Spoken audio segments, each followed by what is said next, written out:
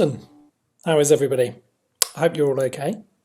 Today in assembly, I want to think about walls. What a strange thing to think about, you might think.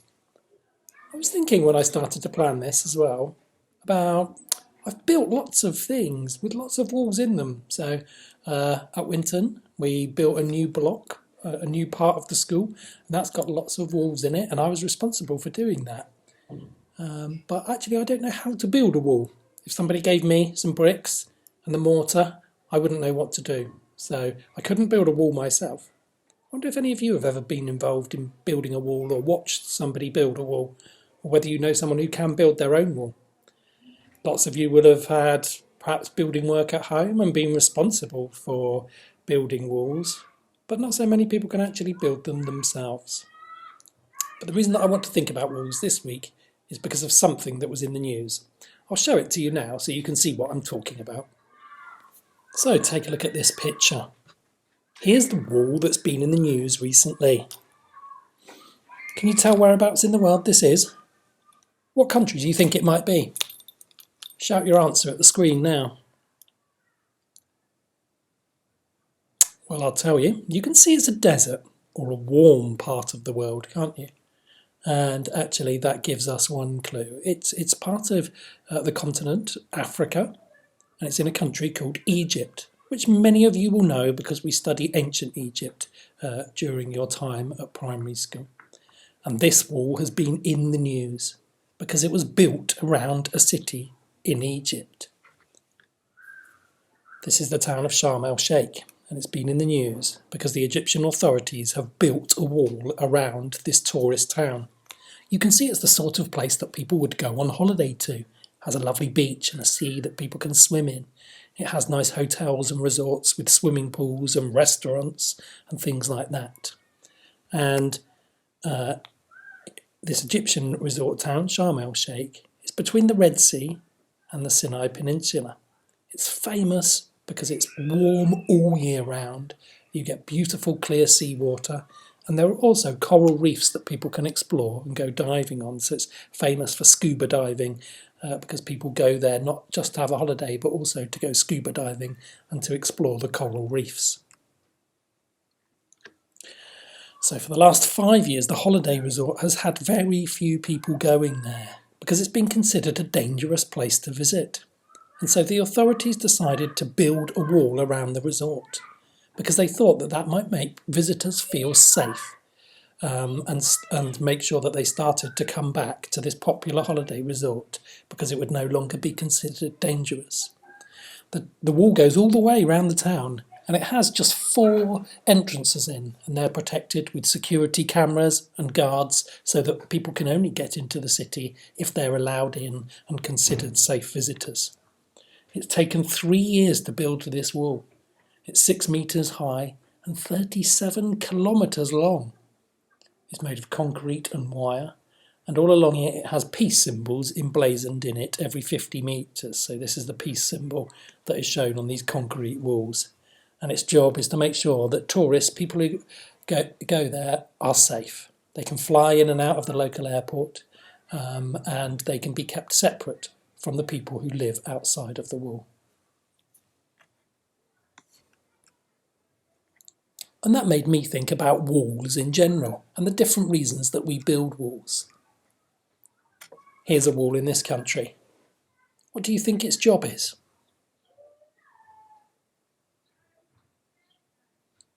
I wonder how many people got it. This sort of wall will generally be built either to keep animals in or to show who owns different fields or parts of the land.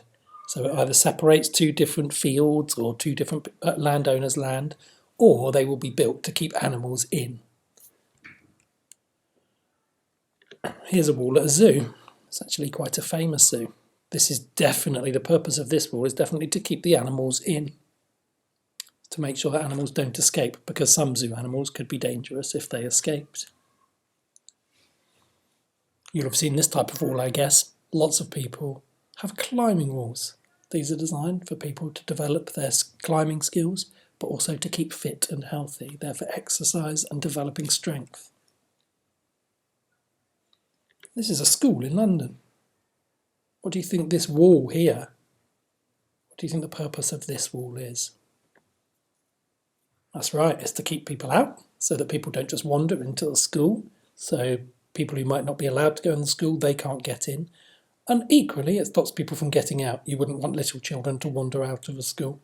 And I guess it might also be this high to keep balls and PE equipment and things inside the school and stop them from getting lost. This is a famous wall called Hadrian's Wall, and we'll come back to that in a few minutes.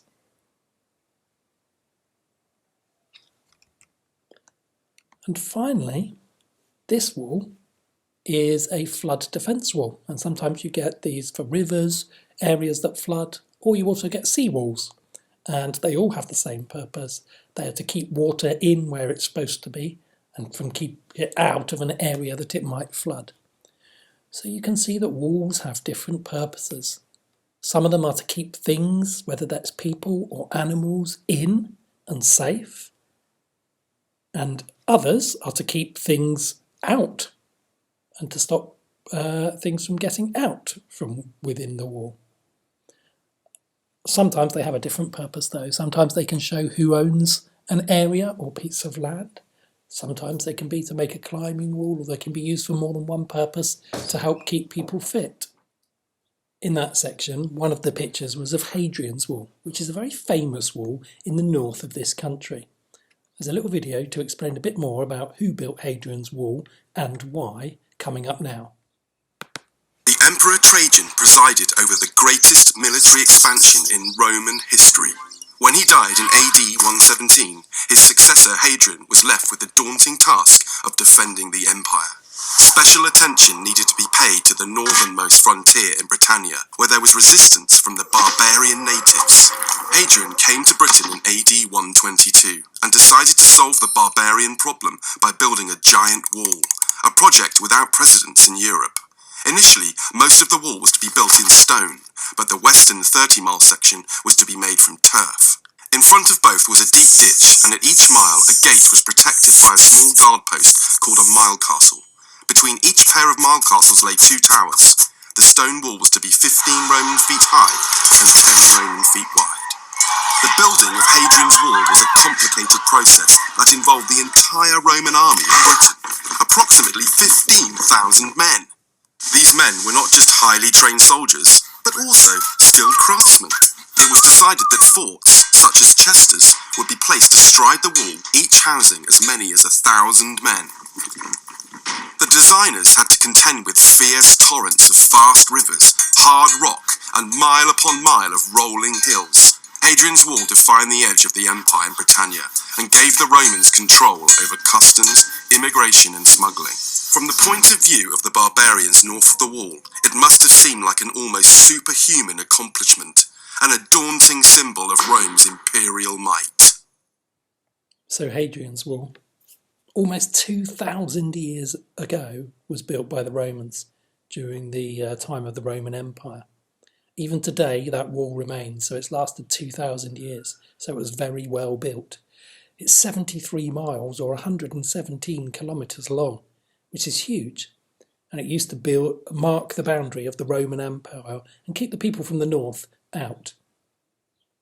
And lots of walls do that job. They're to keep people from getting in, city walls, and we talked about walls that keep water in and to stop water getting out, and lots of walls will do a very similar job. But sometimes what the wall is made of depends on what job it does.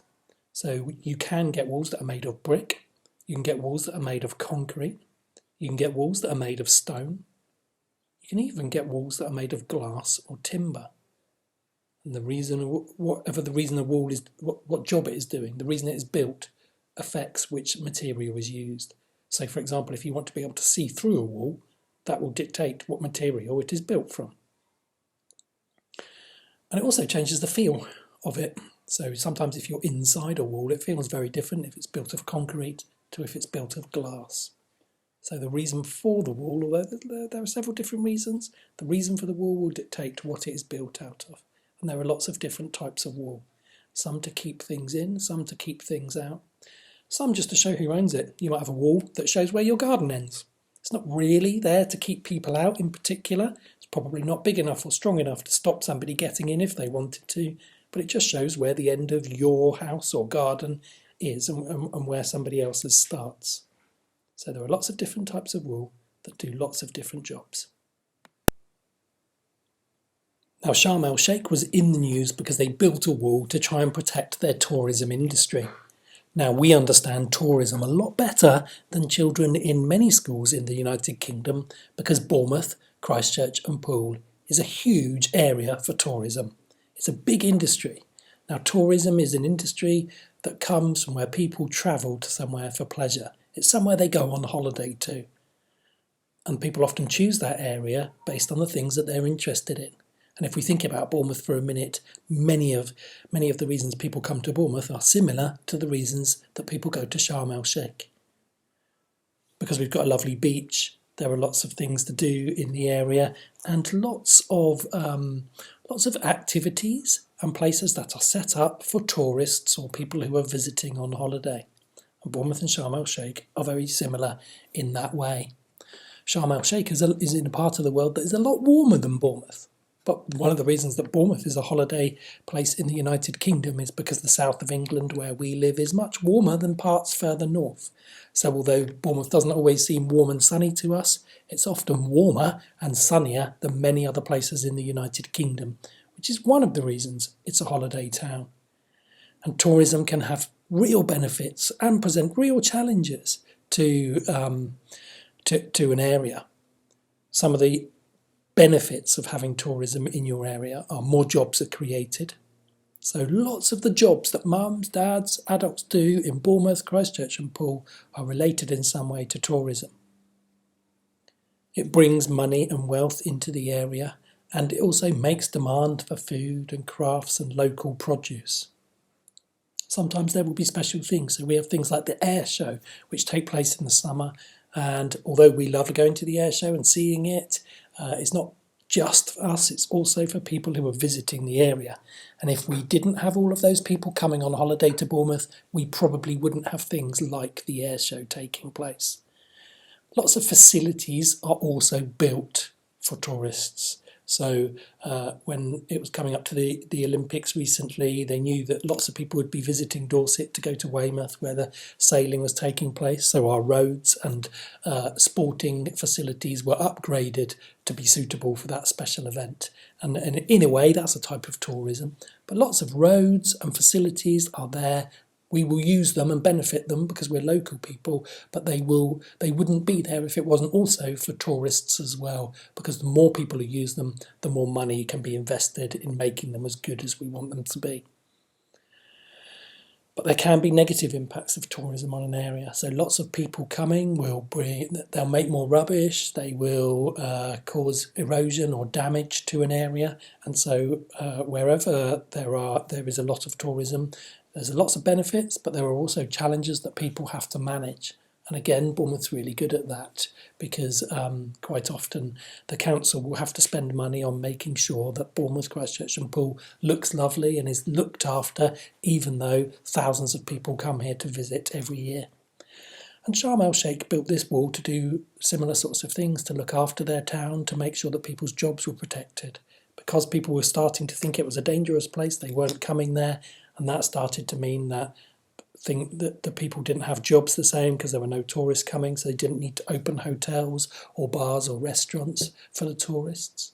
And so they were building this wall to protect their tourism industry. Something like building a wall can be controversial. That means some people will agree with it and other people will not agree with it, because sometimes it comes across like a wall is to keep people in or to keep people out, and some people might not want those people kept out or kept in. So it can be what we call controversial, or people will have different views about it. And that reminds us of the British value of individual liberty. Sometimes decisions are made which may affect us, and we will have our own view on those, such as building a wall to protect us.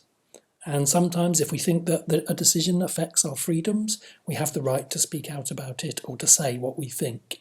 And it's important that we do that if we feel strongly about a matter and people consider our views as well as everybody else's. And in a way, this relates to the United Nations rights of a child as well.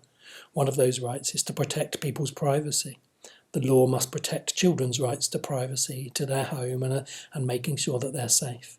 And if those rights become threatened in any way, so if people are not going to be private or kept safe, then the law needs to do something about that. And so sometimes building a wall around a child's home may be needed to be done in order to protect them. And maybe that was the case in Sharm el-Sheikh.